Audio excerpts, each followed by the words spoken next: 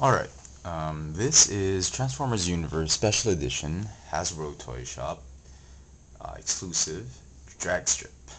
He is a Decepticon repaint of the Classics Mirage mold. Here he is in a size comparison with Henkei Mirage and Movie Fracture. Um, okay, let me start off by saying that he was initially going to be my favorite among the four special edition figures, but as it turns out, as I have him now in hand, he's my second favorite. My first has been, well, my first is now Overkill. I haven't gotten the Optimus and the Megatron, primarily because I'm not too happy with their molds. Okay, this one, just like Overkill, I got him on clearance here in Metro Manila. If you go to Toys R Us or Toy Kingdom, from a $30 retail value, he is now being sold for $15 or $7.50.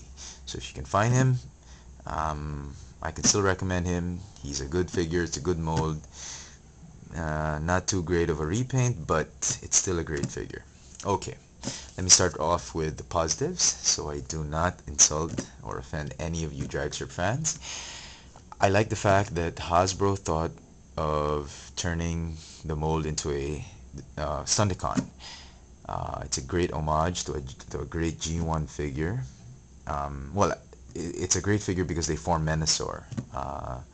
And it's a good follow-up to the Henkei Wild Rider, which is a repaint of the classics Hot Rodimus, or Rodimus Prime, or Hot Rod.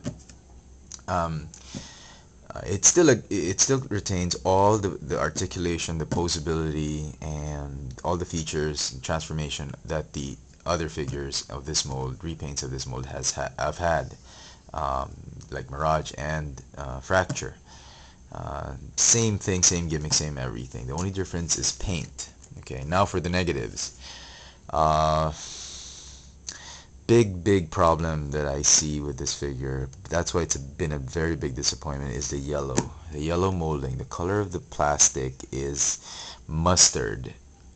I don't know how else to describe it. It's like a beige kind of yellow. It's mustard, and if it looks cheap, and maybe for some of you it looks great, but for me, I've seen so many knockoffs in a lot of flea markets out here, and he looks and feels like a knockoff. That's my biggest problem with it. I mean, the gold, the bronze highlights right here are great. The head paint job is great. Decepticon purple and electric blue, allspark blue, black, black molding. The red highlights, that's all good and great. Decepticon purple here. The windshield, deep red, transparent red, it's great. Fire truck red on the rims. One of my rims has a quality issue. It's got broken pieces right there, but it's no big deal. My big major concern is really the majority of the plastic, which is mustard in it. I am just, I'm very disappointed. I'm actually very disappointed, and it's really been a letdown from the get-go. Um, Also, from the waist down, he is very loose. Hips, waist, knees, second knee, and the feet are just horrible. It's so hard to get him to pose. This is really the ball joint on the feet are what make or break the pose of this figure, because they provide stability, and if they're very loose, I don't know, I'm going to tighten it. A Sharpie marker just doesn't work anymore for this kind of looseness. Maybe I don't know, I'll put some crazy glue or super glue on it, and maybe it'll fix it. I'm not sure, but I haven't tried super glue on any of my figures. I'm just too scared to do it. So, um, that's it. My comment on the figures. It's a great figure, but the yellow plastic molding is just a letdown. So, transform him. He transforms exactly the same way, so I'm not going to spend too much time explaining how to transform him. I'm just going to do it fast so I can show you guys how he looks in alt mode, which I'm afraid you'll get to see more of the yellow mustard on it. I mean, don't get me wrong, he's still a great figure to get, especially for $15. I mean, that's a steal out here in Metro Manila, because we get, I mean, for him to be sold at $30 and on clearance for $15, that's a pretty good deal. I mean, if I get him on HTS, I'll have to pay about $22 to include shipping and taxes, and $15 with all taxes and no shipping is just, I mean, it's a no-brainer. Okay, there he is in his mustard F1 car mode, alt mode. Even the weapon, the nose cone have quality issues. Urgh.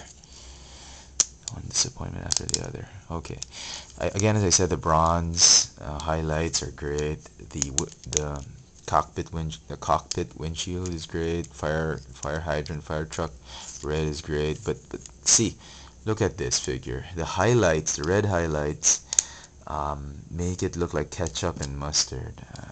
I'm sorry to be offending a lot of you Dragstrip fans, but I'm having a lot of trouble getting past the mustard yellow plastic molding, and I got him because I'm a big fan of the mold, and I thought it was cool that there was a Dragstrip repaint, a Decepticon. I mean, Overkill was a Decepticon repaint of an Autobot, and this one was a Decepticon repaint of another Autobot, so that was all good. But again, as I said, if you have trouble getting past this mustard color, I don't think you should get this guy. But if you're a big Dragstrip fan, a Stunticon fan, and you've gotten all the other special edition figures, and you have all the Mirage figures, he's not a bad piece to add to your collection. So there you have him, Transformers Universe Special Edition Decepticon Dragstrip. Thanks for watching.